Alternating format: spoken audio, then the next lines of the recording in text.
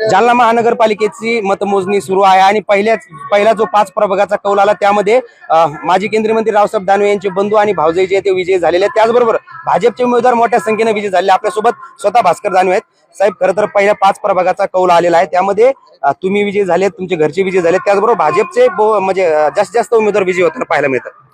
निश्चितच जालना महानगरपालिकेच्या निवडणुकीमध्ये प्रभाग क्रमांक 1 मध्ये भारतीय जनता पार्टीचे 5चे 5 उमेदवार मोठ्या मताधिक्याने त्या ठिकाणी विजयी झाले आणि प्रभाग क्रमांक 2 पासून 16 पर्यंत जी काही काउंटिंग या ठिकाणी चालू आहे, या काउंटिंग मध्ये सुद्धा मतदार बंधू भगिनींनी भारतीय जनता पार्टीला कौल दिलेला आहे आणि बऱ्यापैकी जवळपास 70 ते 80% भाजपाचे उमेदवार आता सध्या काउंटिंग मध्ये आघाडीवर आहे।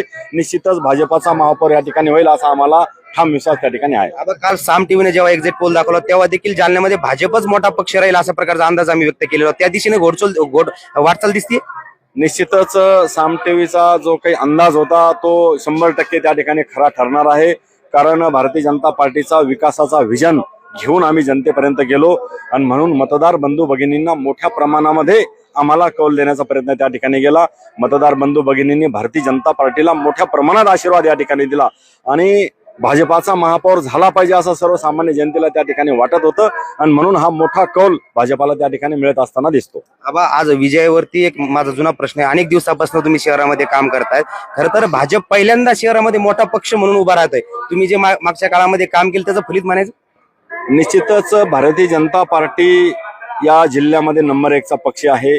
5 वेळेला आपल्या देशाचे माजी मंत्री रावसाहेब पाटील दानवे दादा 5 वेळेला खासदार या ठिकाणी निवडून दिले आणि 5 वेळेला तर आता अलीकडच्या काळात निवडून दिले, पण आता तुम्ही जर बघितलं तर 9 वेळेला भाजपाचा खासदार झालेला आहे। या जिल्ह्यामध्ये भारतीय जनता पार्टी हा मोठा भाऊ आहे आणि सर्वात मोठा पक्ष भाजपाचा आहे। सर्वात जास्त ग्रामपंचायतचे सरपंच असेल, सभापती असेल, स्थानिक स्वराज्य संस्था असेल, या भाजपाच्या ताब्यात आहे। ग्रामीण भाजपमध्ये 1 नंबर होतोय मान्य आहे, मात्र शहरामध्ये पहिल्यांदा भाजप 1 नंबर होतोय। तर भाजपाला आजपर्यंत कधी स्वतंत्रपणानं लढण्याची संधी मिळाली नव्हती। प्रथम आम्ही तर गेल्या निवडणुकीच्या अगोदर 4-5 दिवस आमच्या सलग बैठका झाल्या। आमचंही तेच म्हणणं होते की भाजप आणि शिवसेनेची नैसर्गिक युती झाली पाहिजे असा दृष्टिकोन सर्व नेत्यांचा होता, परंतु काही अपरिहार्य कारण म्हणा किंवा काही तांत्रिक कारण म्हणा, जागेच्या देवाणघेवाणीवरून शेवटच्या दिवशी अर्ध्या तासामध्ये ती युती तुटली आणि भाजपा हा स्वतंत्रपणाने लढला आणि म्हणून आम्हाला सर्व भारतीय जनता पार्टीच्या नेत्यांना माहिती होती की आपलं पोटेन्शियल जास्त आहे।